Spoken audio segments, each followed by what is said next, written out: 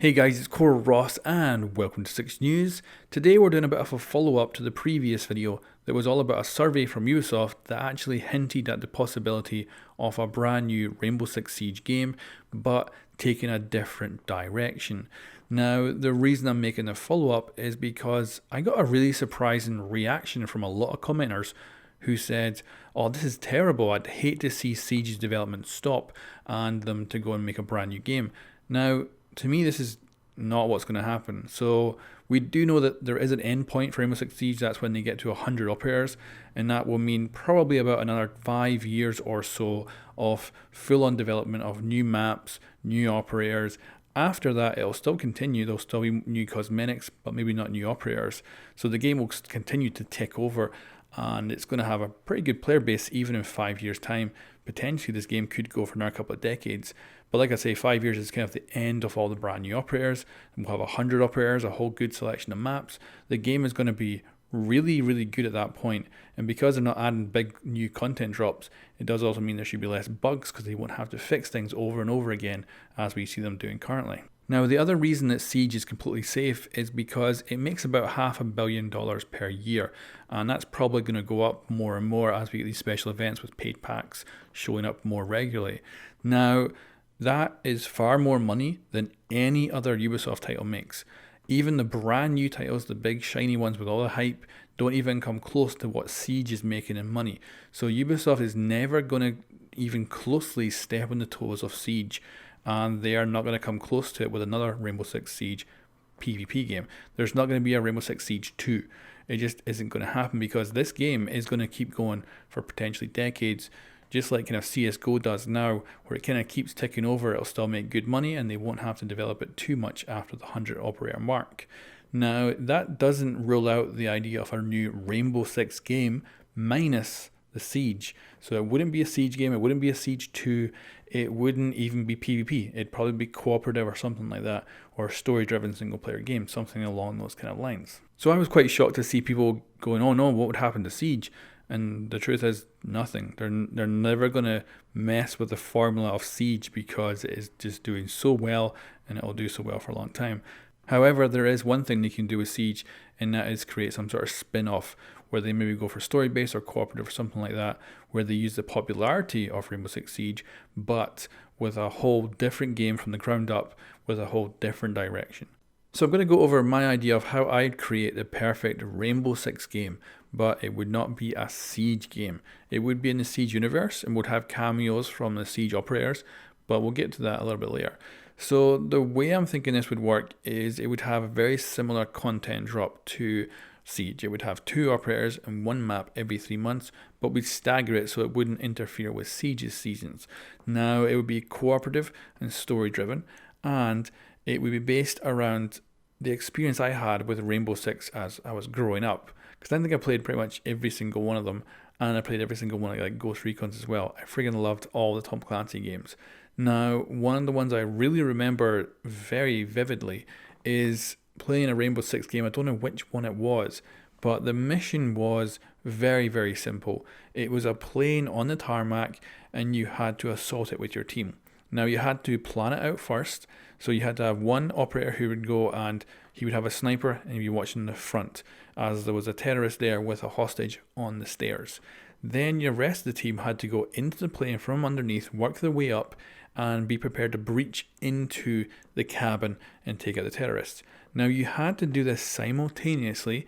If you were off by a little bit, one of the terrorists would kill a hostage, either the guy outside or one of the guys inside. So you had to perfectly time it in order to get this bang on and win the mission. And I played the mission hundreds of times. Even though it was really simple, I loved it so much. So building on this experience, my idea would be that the maps in this new Rainbow game would be pretty big. So if we expand on this airport idea, we'd have a big map with a bunch of planes, all with different layouts. We'd have different terminal buildings with different layouts, and we'd probably have like a control tower and stuff with different layouts as well.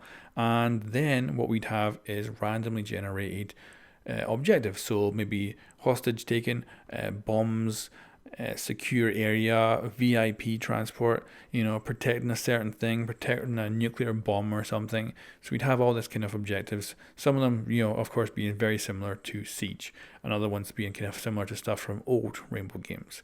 And we'd have quite a competitive side to this as well. So of course you'd be able to play this with your friends, but there would be a ranking system, there would be leaderboards online, and the way you'd have this set up is that maybe like every week there would be Ubisoft specific made objectives and stuff that you could take part in, and if you did them quite well, you'd go up in rank. If you did quite bad, you'd go down in rank. So it's got a competitiveness, leaderboards, something that can really drive people to play it and to do better at those things. And when it comes to developing of these maps, my idea would be that in order to get one out per season, I'd actually make the maps relatively simple compared to a Siege map, as in there would be no destruction, so there wouldn't be like blowing through walls and stuff. I'd probably bring the hatches in because that's kind of an iconic thing about Siege, so I'd bring that in because it's set in the same Siege world, but I would ditch the destruction through walls and stuff, which would bring back the old school kind of stack it up on doors and windows and things like that. So I think that'd be brilliant, and hopefully make it a little bit easier to make. Of course, it's cooperative, so you don't have to worry too much about balancing.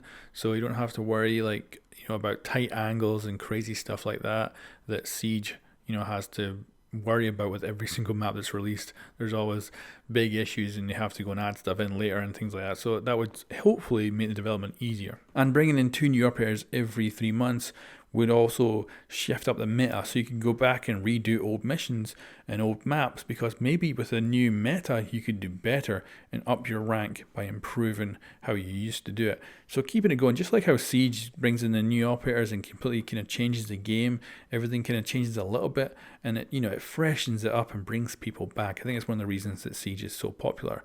Now, that is basically my entire idea for a brand new Rainbow Six game that would build on what we already have, but it would not step on the toes of Siege, because Siege is just too big for Ubisoft to have it fail by actually coming in and trying to compete with itself. It's just not going to happen. Now, the other thing is I would set this game 20 years into the future so that you could have a whole brand new bunch of operators. So, if Siege has 100 operators, this game will probably eventually have its own 100 operators. And it'd be kind of odd to have both these operators existing at the same time in the same universe. So I'd say that 20 years in the future, that way you can have the old operators from Siege showing up in this new game. And of course, they're a lot older. They might be retiring. They might now be doing training jobs. They might be even in command. They might be the ones giving you the briefings at the start of the missions to let you know what objectives you're doing. And it would give you a really good, hopefully, kind of Rainbow Six vibe, because you'd load up into the mission. You wouldn't exactly know what's going to happen. You would get a briefing. You'd then be able to make your plan of attack, and then you'd be able to initiate. And your briefing could be like Ash. Ash could be giving you the briefing, or Thermite could be giving you the briefing, or you could even potentially buy voice packs of all different operators that would give you briefings for stuff and things like that. And announce when you're in the thing as well. They could be like running the whole operation for all you know. And I think this works really well with the kind of setup we currently have with Siege. We've seen them add in Rainbow Six Siege Harry recently with the new leader of 6, and he's a pretty young guy, so I could say in 20 years time he could still be in command of Rainbow Six, and you could be playing that character. You could be the guy doing the kind of briefings, you could be the guy kind of doing the planning and helping things out, and picking the right operators for the right job, because that would be your job. You'd be picking which operators are going with you, what their plan of attack is. It would just be a really good kind of way to weave all that together. And of course, you can go heavy on the story elements. You can go heavy on the interaction of operators. You could even have something like Destiny, where you have like an actual base of operations, like Hereford. You could actually build that as an open kind of world area where you can walk around as your different characters and kind of interact with different members of Siege 20 years later. And I think that'd be kind of cool. I think it'd be kind of a nice way to bring it all together, not step on Siege as a game, not kind of threaten it, because Ubisoft ain't going to do that, but it'd be a way of doing something that builds on the popularity of Siege, brings back the old school of that tacticalness of Rainbow games that we love if we played the old games in the past, and brings in some of the cool characters from Siege as well. It would bring what I think would be a whole lot of awesomeness together. So I'd love to see a return to that kind of form that we used to get, and I think it would totally work. And like I say, I don't think it would get in the way. I don't think it would get in, we've had these commenters who come in and say this is a really bad idea because it would stop Siege development, and it wouldn't even touch it. But the thing is, this brand new game, I'm pretty sure if they have anything in development right now, that it would be prototype, and like really prototype. So I don't expect to see this new Rainbow Six game for probably 5 years.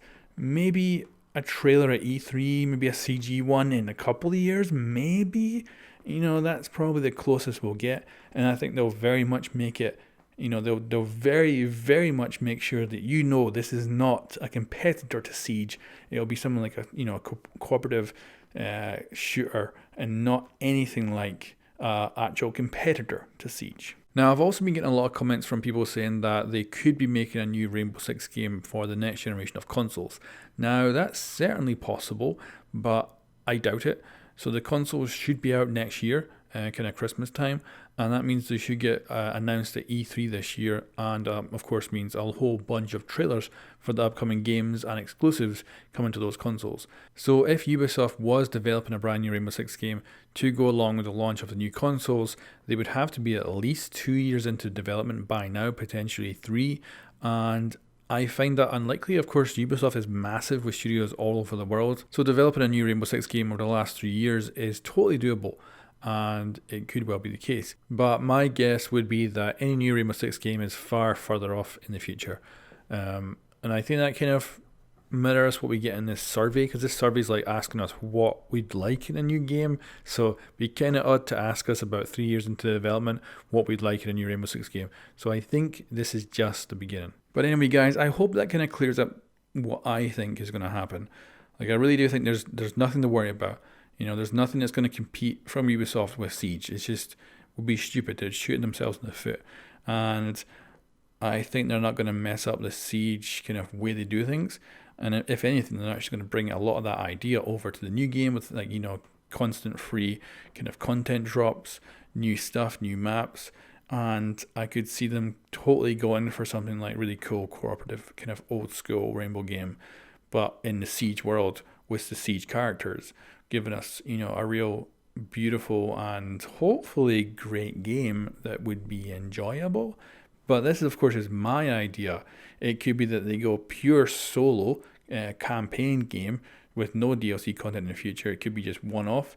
We've seen something like Spider-Man absolutely kick ass being a solo game, and maybe they could do that. And that would not be a bad thing as well. So I think they will do something cool with it, but it is still a long way away. Anyway, guys, thanks for watching. I'll catch you next time.